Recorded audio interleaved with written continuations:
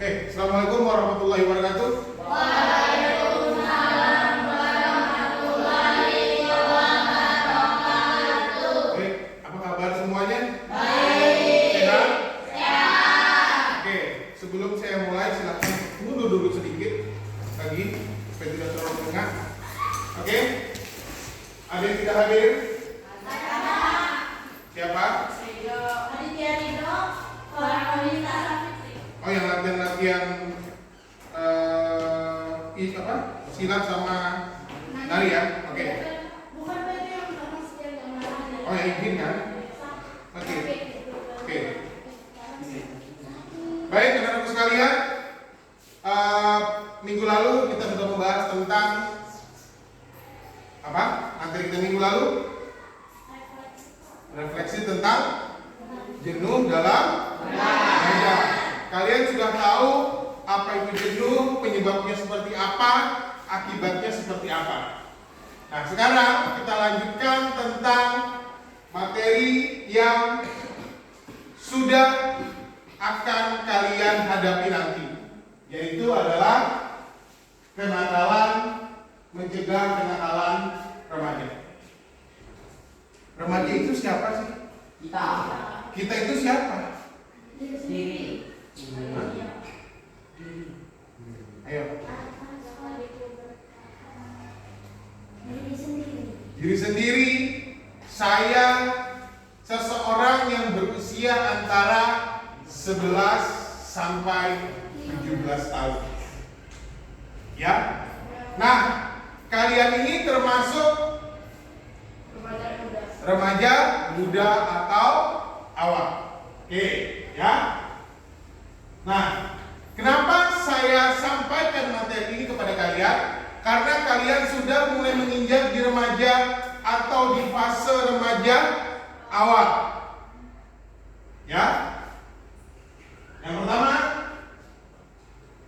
mendiagnosa sebab-sebab terjadinya kenakalan remaja. Supaya kalian tahu apa saja sih yang termasuk kategori kenakalan remaja. Kemudian menganalisis dampaknya, akibat buruknya dari sebuah kenakalan remaja bagi diri sendiri dan juga orang lain. Itu tujuannya. Yang berikutnya, menjelaskan contoh-contoh kenakalan yang pernah dilakukan atau dialami atau dilihat. Nanti kita secara detail, ya. Dan yang terakhir, merancang bagaimana langkah-langkah mencegah kenakalan remaja. Itu tujuannya. Kenapa? Karena kalian ini sudah masuk dalam fase remaja awal. Ya? Paham? Oke. Nah, ada asesmen awal. Pernah diajak merusak barang milik orang lain? Tidak. Ayo jujur. Pernah. Israf apa yang dilakukan? Merusak? Motornya diapain? Dikempesin bannya. Sama Pak. Hah? Sama. Ada lagi nggak yang lain? Ya? Ngambil buah milik orang lain tapi sampahnya dibuang di tempat orang itu. Ya? Itu salah satu contoh diajak merusak. Ya? Good, Israf bagus. Kemudian pernah melakukan coret-coret tembok, baik tembok di rumah, tapi tidak sadar kan kalau ini termasuk salah satu bentuk dilarang. Lain kalau masih kecil, tapi kalau sudah usia dewasa, sudah usia remaja, itu sudah tidak boleh. Nah, berarti kan sudah termasuk, kamu tahu berarti termasuk kategori kenakalan remaja. Oke, berikutnya pernah kebutuhan pakai motor, berarti pakai motor.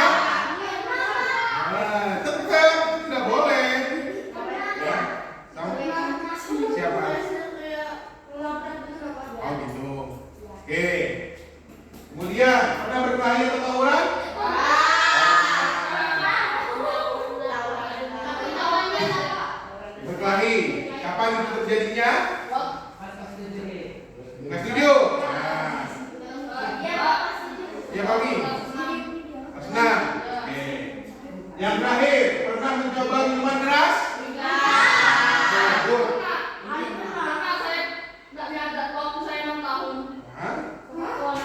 Iya. Nah, terus? Terus nggak nyadar apa yang saya minum. Oke. Ya. Ya, berarti kalian rata-rata yang belum pernah dilakukan adalah nomor 6. Pernah mencoba minuman keras. Yang lainnya pernah tetapi tidak disadari kalau itu salah satu bentuk kenakalan. Ya. Oke, kita lanjut boleh? Oke. Nah, ini ada gambar 1, 2, 3, 4, 5, 6. Ya. Nah, jenis kenakalan apa yang nampak pada gambar? Ada yang bisa bantu jelaskan? Oke, Deniska. Ini apa? Oke, minum minuman. Nah, oke ini tawuran. Lari atau tawuran? Mengeroyokan ya. Oke, ini membot. Oh, good. Ini trek-trekan, bagus. Ini tawuran, good. Ini rokok di lingkungan sekolah. Berarti sudah paham ya dengan gambar-gambar ini? Oke. Nah, kita lanjut. Nah, kalian bisa baca contoh-contoh kenakalan remaja. Bolos. Ini hati-hati. Ya, pernah. Artinya turun. Ada yang pernah dan tidak. Ya. Mohon topinya dibuka. Oke. Kemudian balapan liar. Tapi pernah ada laju-lajuan. Bukan. Oh, ya. Kemudian minum minuman keras atau miras. Ya, oke, good. Membawa senjata. Pernah. Itu saya udah sampai ke ibunya. Oke. Oke. Kemudian membawa senjata tajam. Nah, good. Yang terakhir adalah vandalisme. Ada yang tahu nggak? Hah? Oke, good, Fahmi. Terus buat Fahmi ya. Vandalisme adalah tindakan merusak atau menghancurkan barang atau fasilitas umum secara sengaja atau tidak sengaja. Ini sering terjadi di sekolah. Ayo. Ya. Itu kemarin waktu hari Kamis, waktu olahraga saya lihat ada tembok dicoret. Oke, ya. Yang biasa terjadi adalah menghancurkan fasilitas umum. Contoh, pot bunga, Kursi. kursi. Tuh. Paket. Masih terlakukan nggak baru-baru ini? Nah. Yakin? Jaring diambil. Hah? Jaring diambil. Apa? Jaring Jaring apa? net. Siapa yang ngambil? Itu kemarin. Siapa? Itu tidak tahu siapa. Nah, oke ya. Vandalisme adalah satu tindakan merusak ini yang sering terjadi di sekolah. Minjam sesuatu tidak dikembalikan. Minjam sesuatu rusak tidak ada yang mau mengaku. Tuduh-tuduhan. Ya kan? Ya. Benar? Nah, itu. Ya. Ini vandalisme. Kami dengan lantang jawab merusak barang milik orang lain. Itu vandalisme. Ya? Oke, paham sudah? Oke. Jenis kenakalan remaja, apa saja bentuknya, kalian sudah tahu dari gambar ini tadi. Ya, jenisnya ada 6 yang terawat terjadi di pelajar. Karena kalian sudah termasuk dalam fase remaja awal. Ya, usia 12-13 tahun. Ya. Nih, kalian lihat 6 gambar itu. Ya. Oke. Nah, mau nonton video nggak? Mau. Oke.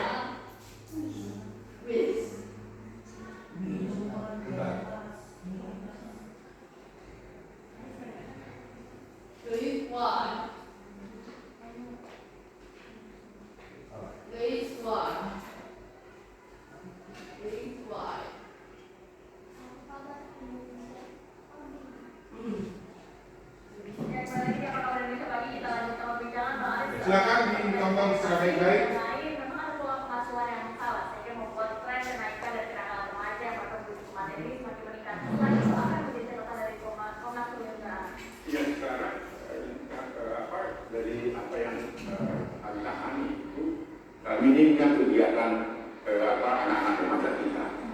baik itu di sekolah maupun di lingkungan sosial anak itu. Akhirnya mereka mengambil tindakan-tindakan berkelompok dengan karena miliknya kegiatan itu, jadi melakukan kegiatan-kegiatan seperti itu. Tapi melihatnya ini ketika kasus itu kita tangani kan kita karena ada asesmennya dan sebagainya, selain pola pengasuhan yang salah tadi gitu kan. Tetapi ada juga karena indikasi itu tak ada lagi. Lihat saja di sekolah-sekolah ekstra kurikulernya itu nggak ada. Harus dievaluasi sebenarnya. Jadi artinya kan anak remaja harus diberikan kesempatan untuk mengembangkan minat bakatnya, sangat kurang. Sehingga energinya ke positif begitu ya. Betul. Kalau zaman saya dulu kan masih ada prakarya namanya, ada kegiatan-kegiatan. 5 tahun yang lalu juga kita sudah usulkan ke Kementerian Pendidikan supaya ada kegiatan-kegiatan di sekolah gitu. Nah ada juga yang mengusulkan ya bikin arena tinju dan sebagainya di sekolah, tetapi untuk minat bakat gitu kan. Nah itu yang sangat kurang.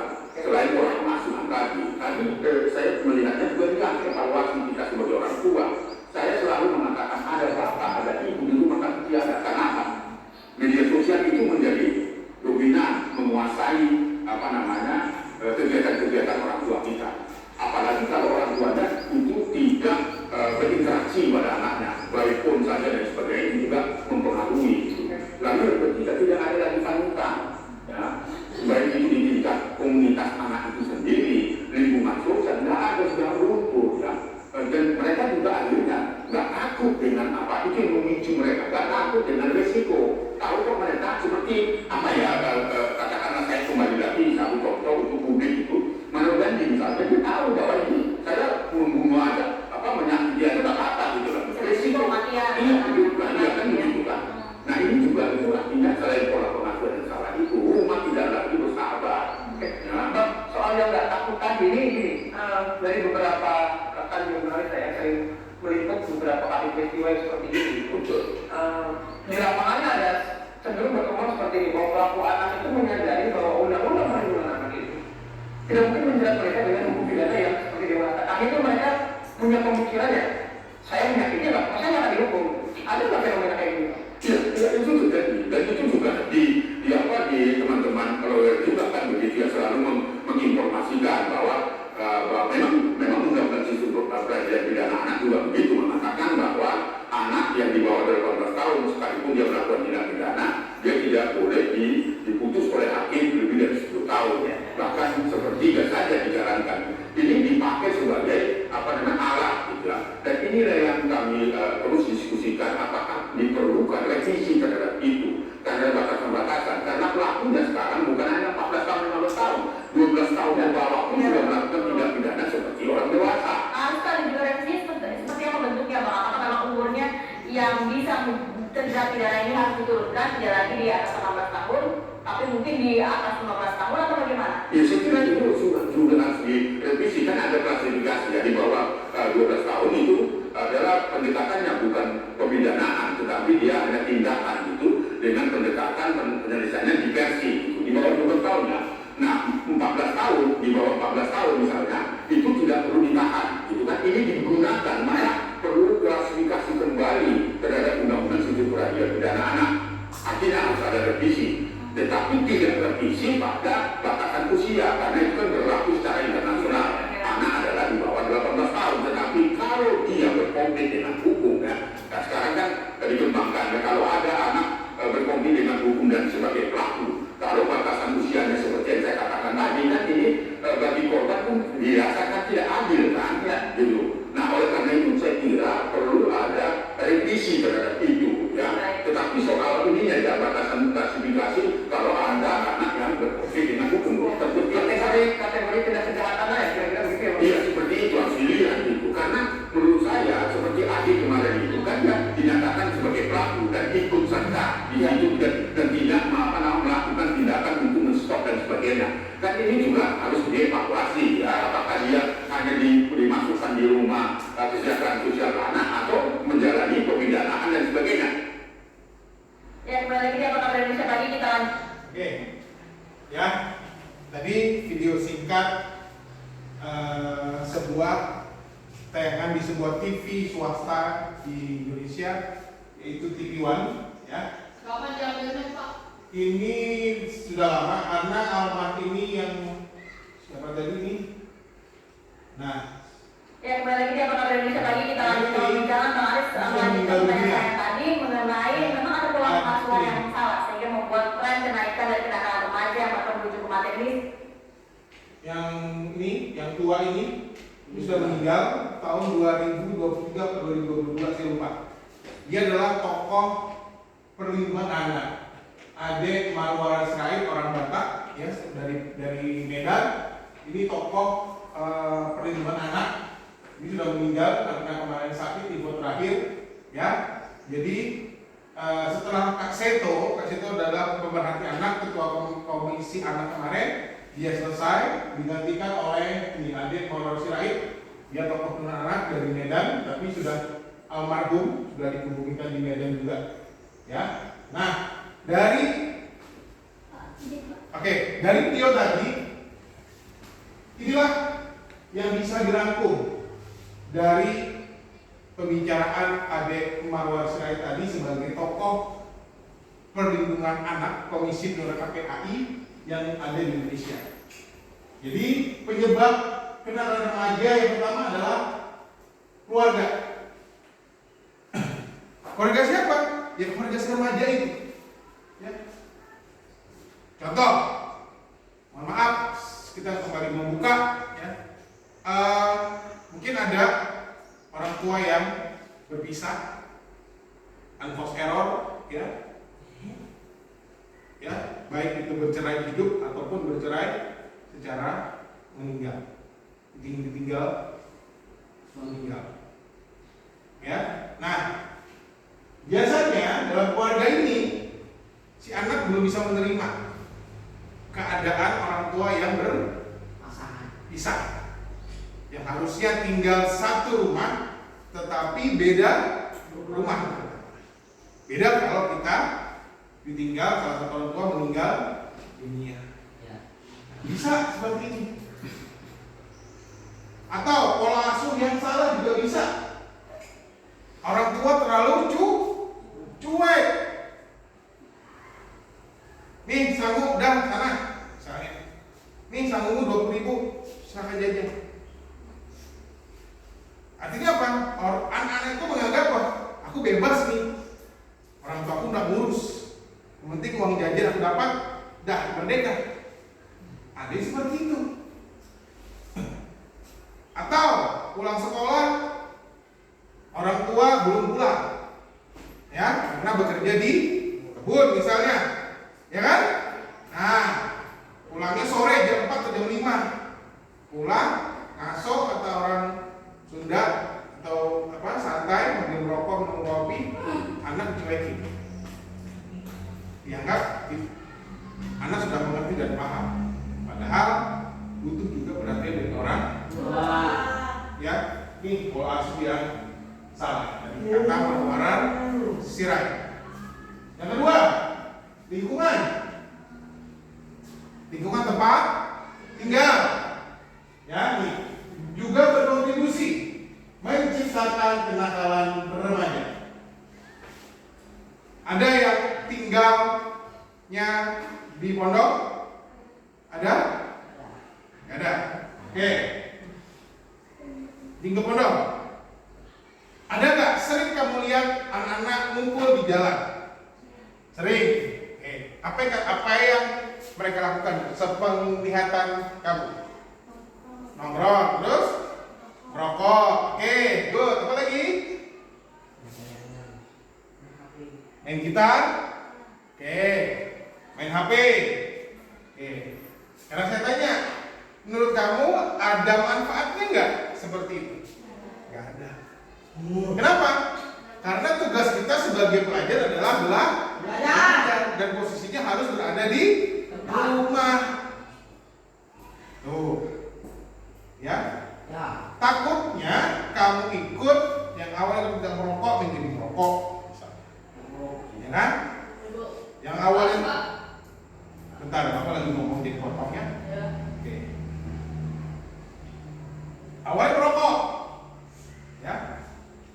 Lama-lama dibegadang sampai tengah malam. Ujung-ujungnya apa? Tidak mau sekolah. bangun. Yang bikin orang hancur itu adalah karena dia tidak sekolah. Ya, lingkungan. Ya, kemudian ini tadi termasuk pergaulan yang salah. Oke. Ya. Oke, kita nonton sebuah video, ya, supaya tidak. Tapi videonya berhubungan dengan Kalau saya sesak nafas kalau hirup asap rokok. ya, seperti itu. Iya. Oke. Silakan ditonton.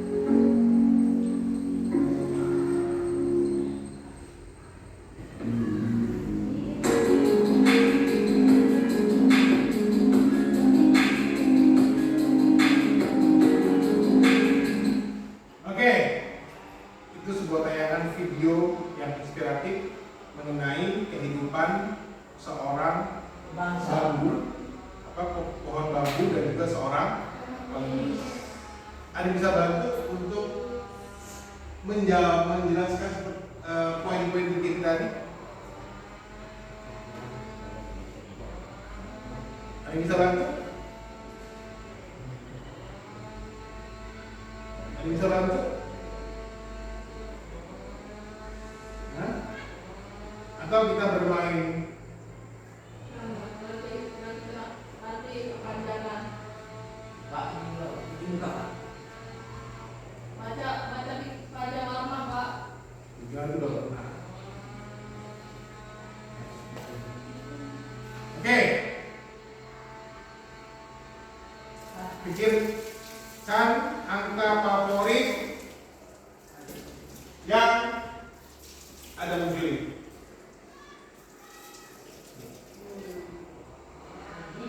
Sudah?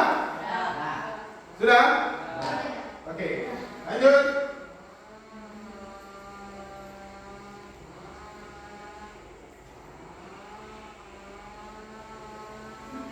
Pikirkan angka yang Anda pikirkan dikalikan 10. Sudah? Lalu hasilnya dibagikan angka 2, dibagi 2. Ayo. Ayo, kita belajar berhitung. Ayo. Nah, dalam hati saja. Sudah? Oke, kita bermain ya. Sudah? Oke, saya ulang ya. Oke, pikirkan angka favorit kalian dari 1 sampai dengan 9. Sudah? Angka tersebut dikalikan 10. Kemudian hasilnya dibagi angka 2. Sudah? Oke. Kemudian hasil Anda bagi dengan angka yang Anda pikirkan. Hasil tadi dibagi 2. Kemudian hasilnya dibagi lagi dengan angka yang Anda pikirkan. Sudah? Oke. Sudah ketemu? Sudah?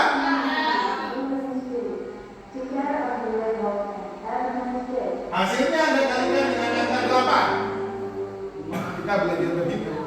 Ayo, tanpa coret-coret, tanpa pakai pikirannya. Ayo. Sudah?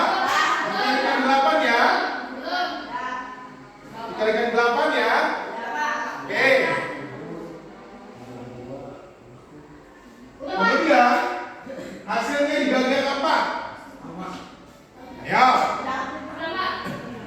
Hasilnya dibagi angka 4. Sudah?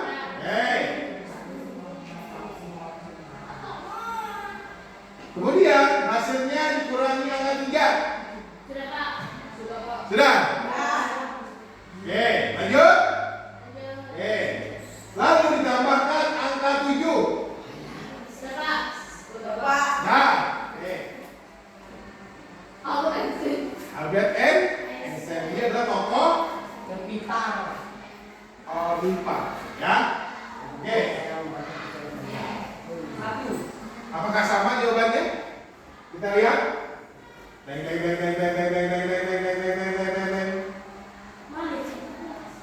Yo.